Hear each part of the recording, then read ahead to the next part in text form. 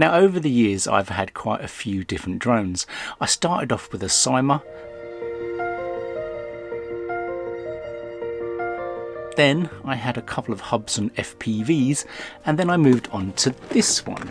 Now what I really liked about this one is that it was the first drone that I'd ever had that had active track functionality, and to be fair, I actually used it quite a lot. But it wasn't always that reliable, so that is when I made the leap and got my first, what I would call, proper drone, a DJI Spark. So what I mean by a proper drone, it's basically one of those ones that can fly for miles and get epic drone shots. But with that, I discovered I had drone anxiety. That's the fear of losing your drone. So in the end, I only really used the Spark for the active track features. Now the only problem with the Spark is when I realized it was over the 250 gram limit. So I ended up selling that on, and then a few months after that, I ended up buying the DJI Neo Flymore Package. Now when I bought it, it was £299, and then not too long after that, Hoverair kindly sent me the Hoverair X1 Combo, and that at the time I think was selling for £325. Now for the cost of either of these, you could buy yourself what I would call a proper drone, but all I was looking for in a drone was something that had active track, was under 250 grams, and would at least give me the opportunity to do some height shots. And that's why I chose the DJI Neo Flymore package, because importantly it came with the controller, and it's the controller that enables you to get the height, the speed, the distance, and importantly the fly home function.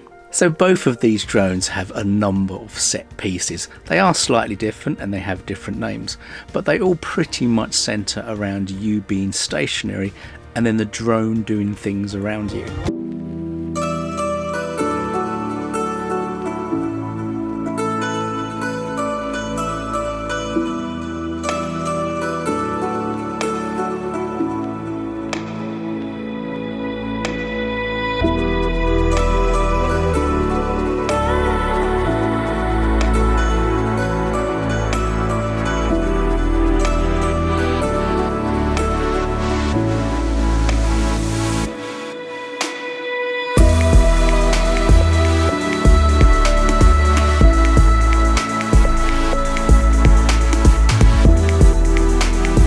The main function that I wanted to use them for was the follow me function.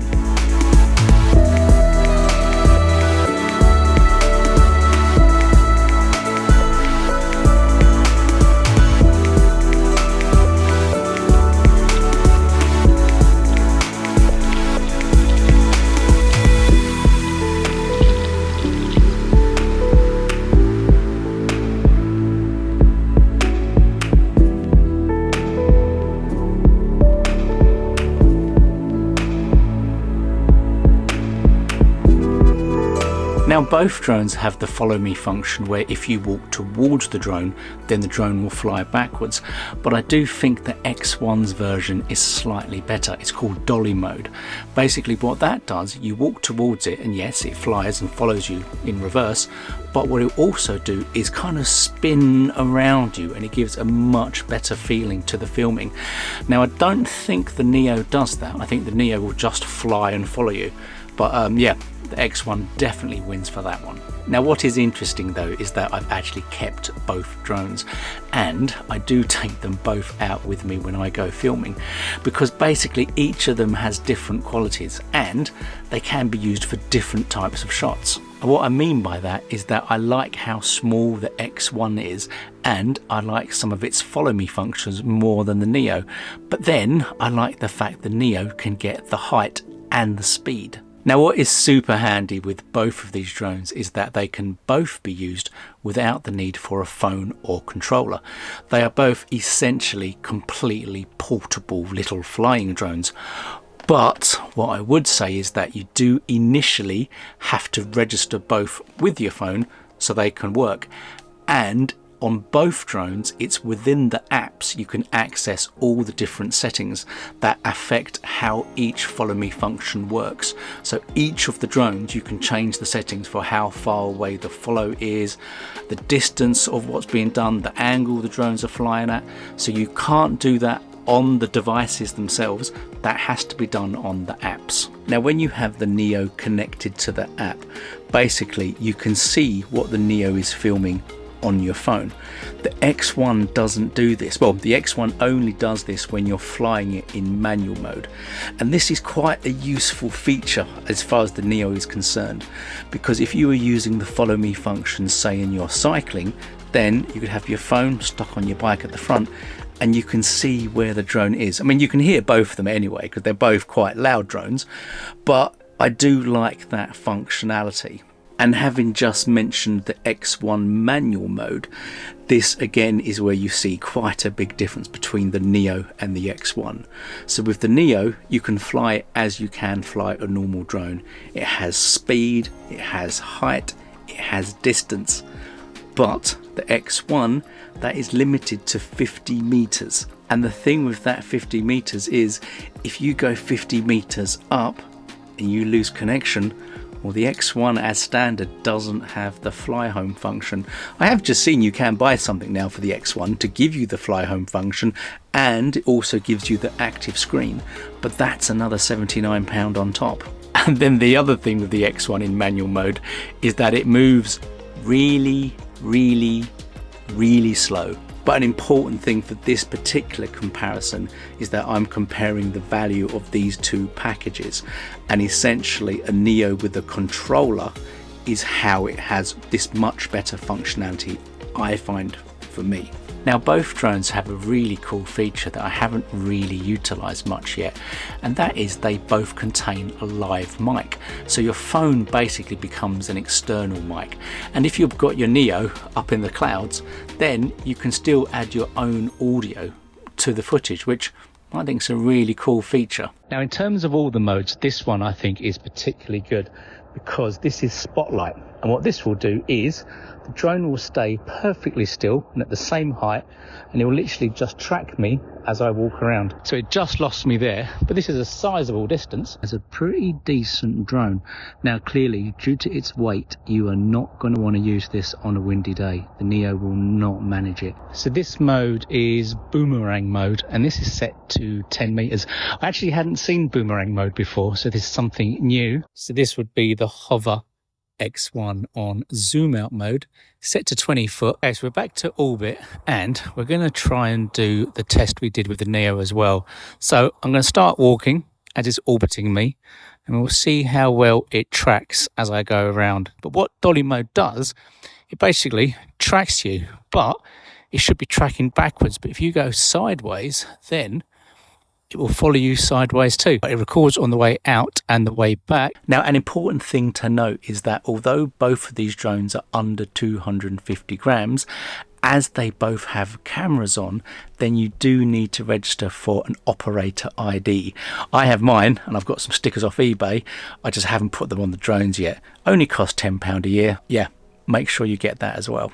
And it's the fact that both of these drones are so light. I mean, they're only 135 grams each, I think. And that pretty much means that they both do not like the wind. So in this footage, you can see how the X1 was fighting with the sea breeze. And what I found with the Neo is that when I'm flying up high, if there's a strong wind, then the Neo will warn you there's a strong wind. And with that, it will also tell you the fly home function won't work. So brings back the drone anxiety. And that's another important thing. Neither of these drones have any form of crash warning or obstruction warning or hazard or anything like that.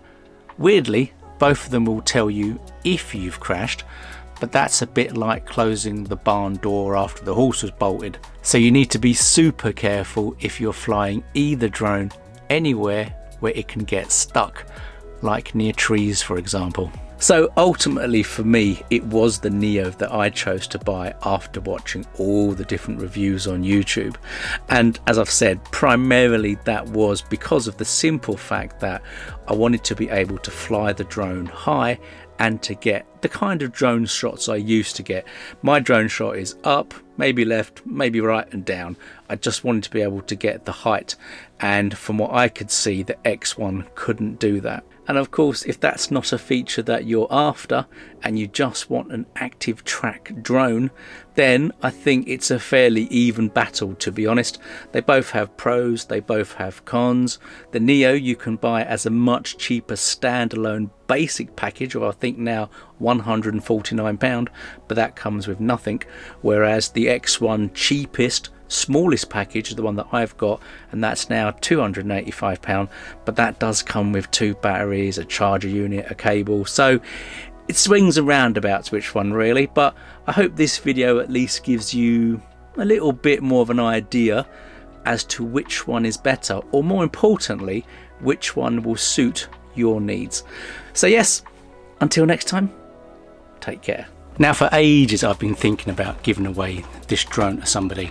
Basically, I thought it would be good for somebody who has a child and they just want a little basic drone to have a go on. Now, I haven't tested this yet, so I need to see if the 1 battery it comes with still works. But if it does work and you would like it and you're in the UK, then write the most randomest comment you can think of below. It doesn't have to be yes I want to win, anything like that. I just want a random comment, you know, like the donkey crossed the road and ordered a pint. Yeah, and that will tell me that you're potentially interested in this, but I'll put on the community post if it works or not. If it doesn't work, then sadly, obviously I can't give it away. But if it does work, I will give it away and I'll pick a name out of random.